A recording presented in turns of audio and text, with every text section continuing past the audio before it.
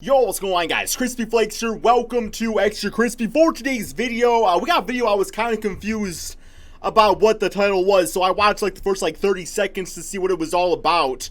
It's titled "Colin Cowherd reveals his NBA championship bubble." So I was like, "Yo, is this dude like the Orlando bubble?"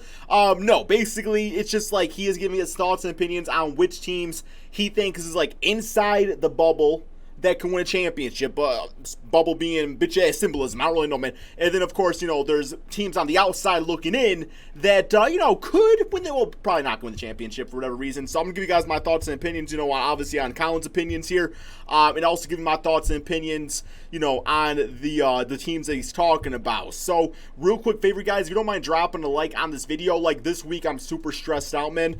Because I am actually now in the process of actually moving to my new place. So y'all know there's a lot that goes with that. So I'm trying my very best, guys. I'm going to try to get you guys content. I might miss a day here or there, but I'm going to try my best every single day, man. So if you guys don't mind dropping that like, showing that support, would be greatly appreciated. And yeah, let's do this first one. Here we go. I always do during the course of the year, about every 2 or 3, 4 weeks, I do a Super Bowl bubble in the NFL.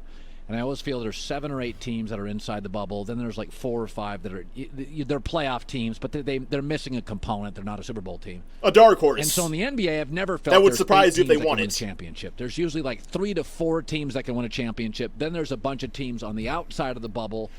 But there's always 30 fan bases out there that think their team's the one, though, man. Not 30. You guys know what I'm talking about. It gets really funny because if your team is a playoff team, for the most part, there's usually a fan base that's like, we're going to win the championship. If you say anything against that, you are known as a freaking hater, man. It is actually really funny, but it's just, it happens every single year. They're missing a component. There's a hole in their game, and it's the kind of problem which is going to eliminate them from NBA championship contention. So best for last today, I'm going to give you 8 teams who's in the bubble and who's outside the championship bubble. Okay, I think what I will do to make this fun and engaging, if you guys want to go watch what he's saying, feel free to click in the link in the description below. But I'm going to give you my thoughts and opinions, man. Here we go. Here we go. Denver. Outside the bubble. Okay. Why would the Denver Nuggets be outside the bubble? The biggest reason I can think of is just that I like Jamal Murray. I don't like him as the second best player on a championship team. Also, for the most part, they are a pretty young team, I would say. So you got that going for you.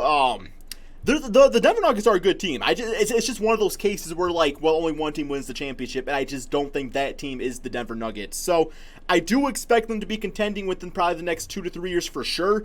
If they can pull off a big move and get a Bradley Beal this offseason or somebody like that, they just need that last piece. They are so close. It's just not quite there. Or maybe Michael Porter becomes an all-star, then there's your final piece right there. But yeah, it just seems like they're missing that one last part. They're a bizarrely young team. Oh, there you go. Paul Millsap is the only player on the roster 30 or older. Wow, I did not know that. Really well That's crazy. Coached, great at home. They're just incredibly young. Only one 30-year-old. Also, Jokic damn. Lost a ton of weight. Could be good or bad. Player. Could be good or bad. His big refrigerator body was actually wildly effective. They're 20th in points per game. If Jamal Murray is off, they become really Jokic-centric. They don't have a third or a fourth that's guy. a joke. I feel like He's can a get center. to 25 points a game. They're outside the bubble. Fair enough. Houston Rockets, outside the bubble. Ooh. Man, okay. So I don't necessarily disagree, but I also don't really agree. Okay, I hope he does not blame James Harden or Russell Westbrook. I got a feeling it just said that Russell actually was just diagnosed with COVID today, so who knows what's going to happen with him as the season goes on. He might be somebody that's just hey, I don't want to risk giving it to anybody else. I don't want to risk going back in the bubble or nothing like that, so that could be a big factor. But realistically, the only reason I can see it working or them not winning is just because, one of the reasons, there's a lot of reasons, a lot of good teams in the NBA, but I don't love the small ball. I think it could work in the NBA. I just don't know if the team, if it's, I don't know, man. What I'm trying to say is I don't want to blame Russell Westbrook or James Harden as the reason, so I hope he does not do that, but we'll see. They just don't play a ton of defense. Westbrook and Harden are wildly entertaining. They're both bad defensive players. They just don't put in the effort. That's they're a big not part great. of it. They're not going to make big stops, and that's really crucial in the NBA playoffs. And they also shoot the most threes in the NBA, but are 23rd in percentage, so they're not highly. Wow, I did not know that. That's actually a huge, huge factor, man. Like, imagine your offense being like, 3-point isolation, get to the basket centric and stuff, and you're 23rd in the NBA at actually making the threes? That is not good. Like, at that point, coaching has to step in and be like, okay, well, maybe this is not going to work. Efficient. That's crazy. They are outside of the bubble. Wow. Philadelphia 76ers. Talented, but I put them outside of the bubble. I disagree on this one. I think the Philadelphia 76ers are inside the bubble. And the reason is because I think people kind of blow out of proportion the Ben Simmons, Joel Embiid thing. I feel like there's too many people out there that believe those guys can't work together. I think come this playoff series, like those two guys, I think they're going to be, obviously big difference makers for their team out there. I think they're both going to be ready to play. The only thing that's going to be holding this team back, obviously, is like the knockdown shooting and stuff like that. I mean, if Tobias Harris, because I know he wasn't really shooting the greatest this year, if, Al Horford can be better than what he was, I don't know, man. Like, the 76ers last year had to deal with that bitch-ass game winner, man. It was a great game winner. I'm not saying, like, obviously you're the Raptors, I don't mean, like, it's a bitch-ass game winner, but, like, you know what I'm saying? Like, and from their standpoint, like, damn, bro, like, really, like, bounce off the rim 7 times Kawhi Leonard. Now, obviously, that team was a bit different than it is now, but I don't know, man. I have a feeling about the 76ers. That's not even a team I had as, like, the favorites to win it, but going into it, I just have a feeling about it, man. I don't know. We'll see what happens. I don't think they're a championship team. Here's the thing about this team. Let's hear it. Great at home, atrocious on the road. 10-24 on the road, which tells you, like a young team with chemistry issues, when everything's comfortable at home, sleeping in their own bed, they're great. You get them out of their comfort level, and relationships and commitment and communication become key. The thing about this, though, is that there is no away, and there is no home. All these players, every single game, with the exception of, are the Magic even in it? I don't remember. I don't think they're in, are they? All these teams, they're on a neutral battlefield. So when it comes down to that, when you don't have that home crowd either way, I think skill kind of overtakes all. And there's not many teams in the NBA. There's not many teams that have more skill, top heavy, like a Joel Embiid and a Ben Simmons. Joel Embiid's the top 2 center. Ben Simmons, top 5 point guard, you would probably say, right? Depending on who you're talking to. So, I mean, I don't think that's going to be a big factor. I think everybody's going to be out of their comfort zone and skill's going to overtake. Mess. They're also below 500 against the top 5 teams in the East. They got a little bit of a Mike Tyson quality. They're good against bad, but when you really inspect them up close against good teams, they're really average. Los Angeles Lakers this morning, I think they're outside the bubble. Wow. Who's gonna win the freaking Flint Tropics gonna win the damn championship? Like you said, you have like 3 teams at least that can win, like 3 to 4 teams that can win championships. You want the Lakers? Okay, I know Rondo's out with his broken thumb. He probably saw his damn hotel room and freaking went and, broke his own. I almost just broke my own thumb doing that, bro. That's dangerous shit, bro. No, real talk though. Like, you have LeBron and Anthony Davis. Like, I don't care who else is playing on that team. I know it's a factor to some extent, but you have LeBron James and Anthony Davis. If you have LeBron James, you have a chance at a championship. I am actually really surprised. Wow, I'm very surprised by this. This just feels wrong. I think Avery Bradley and Rondo are 2 situational players. They're out. I almost wonder if you try to talk Avery Bradley back into the bubble, if the NBA will have an exception on that. I just don't. I think this team was old to begin with, and they're very, very LeBron and Anthony Davis reliant.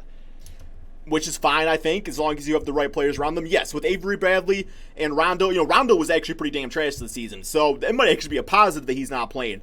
Avery Bradley, obviously you lose out on the defense, in a three-point shooter to some extent, but I mean, I know like one guy they have on their team that hasn't really played much is, I believe they still have Quinn Cook, and yeah, Quinn Cook obviously is not going to like exactly get anybody shaking in their damn sneakers out there, but I mean, he's still a knockdown three-point shooter, so if he's that at least, then I mean, that's something. I don't really, because towards like the tail end of their roster, trying to think who else they have. They still have that Talen Horton guy. I don't really know much about him. Obviously Alex Caruso is gonna be ready to go.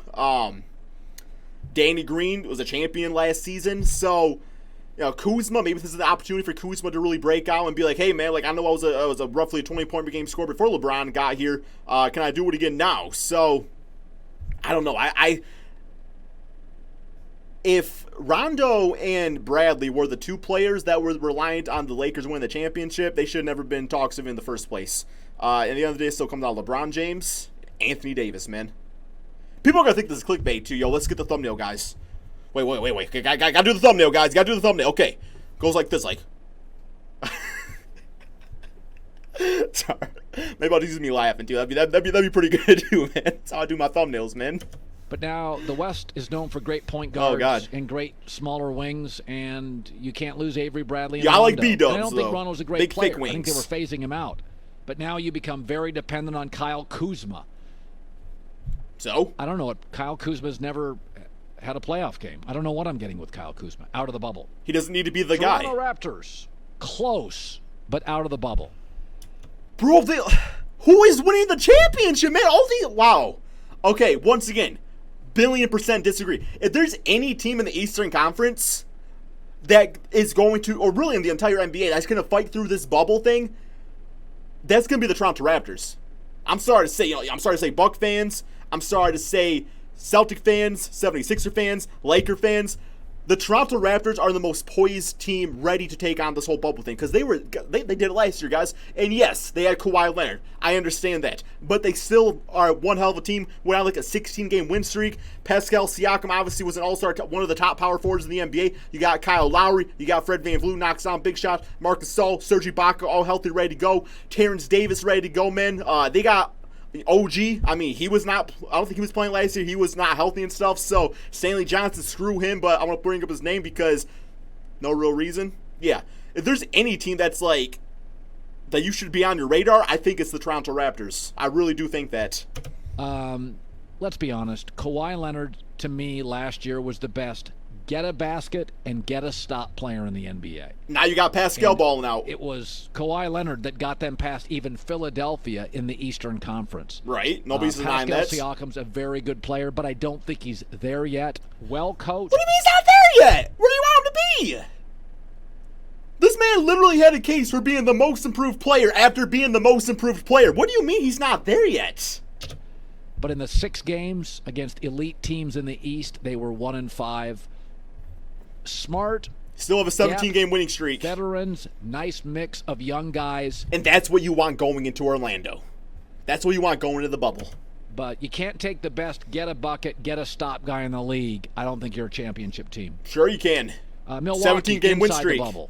Yep. Pretty easy. Dominate, I agree. Average, and are very good against good. 34-5 against the East. This team is, and I think this is going to be true for all the really good teams. They're going to get through this thing. There's going to be no like off nights. Milwaukee's going to sweep potentially the first. Oh, you don't think there's going to be no off nights? Once again, I have a feeling we're going to see some very sloppy basketball. Like, I don't know what this notion is that they are all going to be on the bubble ready to go. Like, chemistry is going to be off. Just tempo is going to be off. If anything, we're going to have more sloppy nights, and it's going to be, those grit and grind games. It's like, who can scrape by? You know what I'm saying? That's why I think the Raptors are going to be ready to go. I did hear a rumor. I don't know if this is true or not. If you guys confirm for me in the comment section below.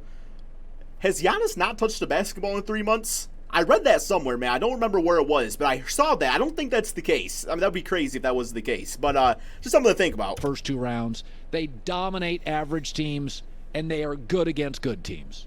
Sure. Boston Celtics. I'm not disagreeing. They're my dark horse to win it. They're inside the bubble. And one of the reasons I like them, especially now, if they lost a guy to an injury or COVID, they're in pretty good shape. They're the only team to have 3 players average 20-plus points. Averaging 20-plus points in the NBA is a real thing. That's like an all-star. Kemba, Tatum, and Brown. And Gordon Hayward drops 24. You wouldn't be shocked. They were also 5-2 against the best teams in the Eastern Conference. So I think they're a dark horse team to win it. Sure. But you can't really call them a dark horse, though, if you have the Lakers, Raptors, 76ers on the outside. It's like, that doesn't really make them a dark horse then, does it? That's just my opinion. L.A. Clippers, totally inside the bubble. I agree. They were 11-1 when healthy.